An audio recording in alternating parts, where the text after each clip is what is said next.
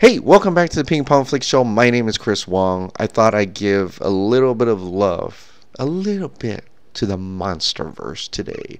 Godzilla, King of the Monsters. I know there's a couple DC things, but I'm going to wait for that for tomorrow because I want to compile it together and do a video on Shazam and Birds of Prey all in one.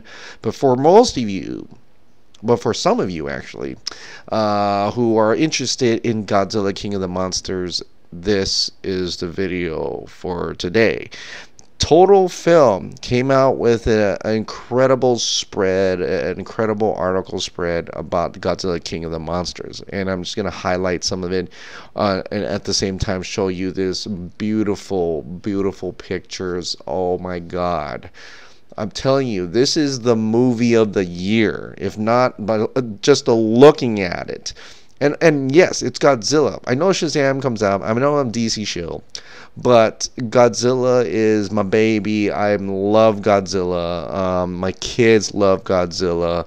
I'm a fan of the Gareth Edwards Godzilla. I'm a fan of Kong Skull Island. I love this Monsterverse, and I can't wait to see what's next. And the way Michael Dougherty's treating these characters, and I mean not just the human people, but the actual monster characters, is something to praise in itself. Okay, he says this: the tricky thing with intertwining a human story with a Godzilla movie is that you don't have as much real estate with the human story. At least a third of your film, if not more, needs to be devoted to giant creatures beating the shit out of each other. Okay, he said that, and that's something we want. I mean, Gareth Edwards' movie was really good. It's the cinematography is wonderful. The way it's the grand scale. But you gotta admit, there needs to have been a little bit more Godzilla action in there. You know, I defended how little of it you see, and that's okay for like an origin film.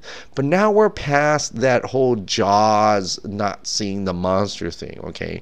We're past that now. It's time to get some monster kicking butt loving action. That's what we need in the sequel, and that's what we're gonna get, it seems. A third or more movies. And the great thing about this article, it sheds light into Mike Dougherty being very much a animal lover. He's trying to really convey these creatures to be mythical, giant creatures with a conscience. They're actually feeling, they're actual characters on screen.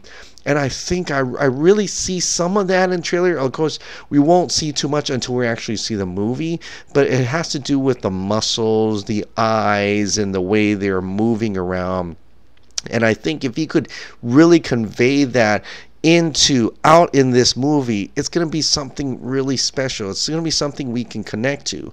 And I like how he explains how he casted people like Michael Chandler, Kyle Chandler, Millie Bobby Brown, Vera Farmiga. He said these people,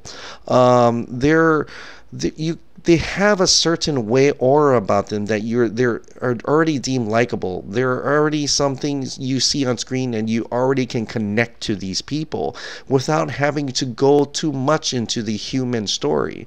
It's ultimately going to be about like a mother and daughter type of deal with Vera's characters and Millie Bobby Brown, which is kind of cool, and you kind of see that in the trailer itself.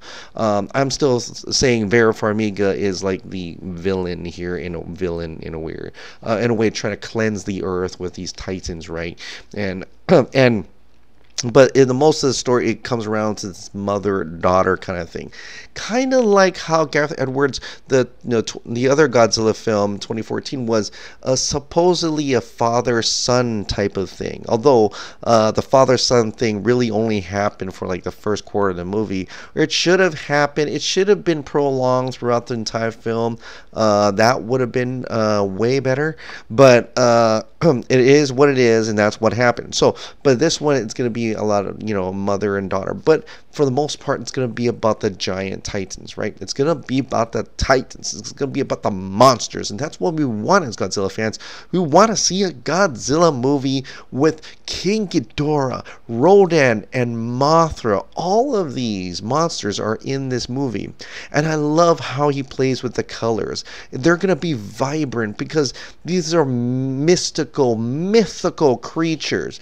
They're not going to downplay it. They're going to make it semi-realistic, but they're not going to do it in a way that it has to be grounded in grays and browns and stuff like that. They're going to make it vibrant because that's what the characters were back long time ago. That's how they were. They're mythical creatures. They're big and vibrant, and the blue aura is everything. It's going to be like that. And so I like that. I love that idea of it, and it actually makes out some. It turns into some really beautiful cinematography. I mean, the colors in this movie is so vibrant, and it's so, I don't know, fantastical, if you will. And it's just Blade Runner-ish, if you want.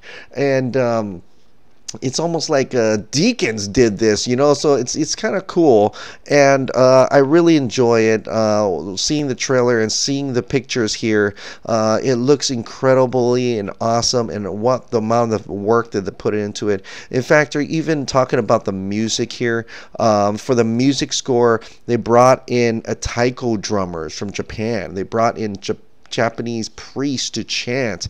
The lyrics and some of the chanting have significance. And if that music we heard at that expo, I forgot, where we hear what could be the theme song Godzilla. It's interweaving a modern score.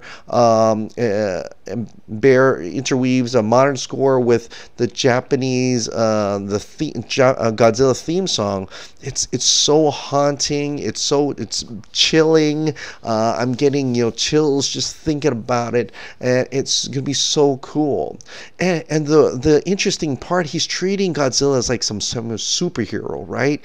And because I'm like a superhero, DC show, he tells it's like we finally maybe get to see Godzilla going back home after a long battle and saving the day into his bat cave or the fortress of solitude, so he's bringing that into it. You're bringing a new part of it into what we see here, and I'm really excited to see that as well.